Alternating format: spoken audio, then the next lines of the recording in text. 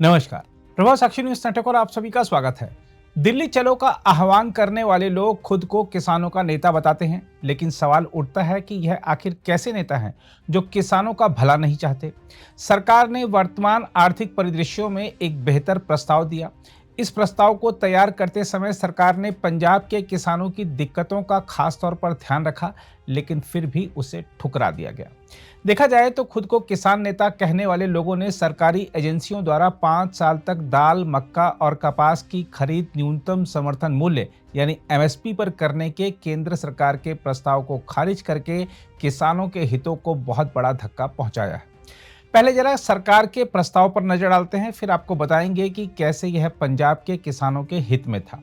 हम आपको बता दें कि किसानों के साथ चौथे दौर की बातचीत के बाद केंद्रीय मंत्री पीयूष गोयल ने कहा था कि राष्ट्रीय सहकारी उपभोक्ता महासंघ और भारतीय राष्ट्रीय कृषि सहकारी विपणन महासंघ जैसी सहकारी समितियां अरहर दाल, उड़द दाल, मसूर दाल या मक्का का उत्पादन करने वाले किसानों के साथ एक अनुबंध करेंगी ताकि उनकी फसल को अगले 5 साल तक एमएसपी पर खरीदा जाए। उन्होंने कहा था कि खरीद की मात्रा की कोई सीमा नहीं होगी और इसके लिए एक पोर्टल भी विकसित किया जाएगा। मंत्री पीयूष गोयल ने यह भी प्रस्ताव दिया था कि भारतीय कपास निगम उनके साथ कानूनी समझौता करने के बाद 5 साल तक किसानों से एमएसपी पर कपास खरीदेगा। अब जरा समझिए यह प्रस्ताव किसानों के हित में कैसे था।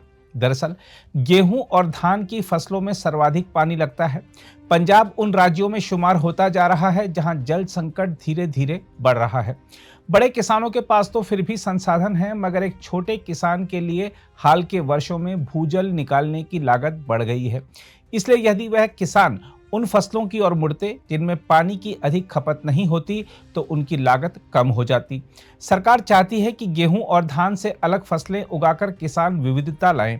इसके लिए सरकार उनको 5 साल तक पूरी मदद की गारंटी भी दे रही थी। देखा जाए तो सरकार का यह प्रस्ताव पंजाब के लिए आदर्श था, जहां भूजल स्तर चिंताजनक रूप से कम हो गया है।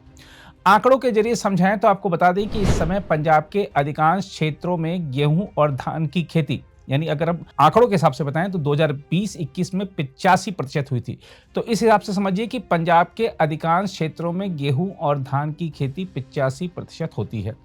पंजाब में कपास, दालों और मक्का के लिए पारिस्थितिकी तंत्र यानी बाजार, खरीदार, रसद, इनपुट आपूर्ति आदि उतना सशक्त नहीं है।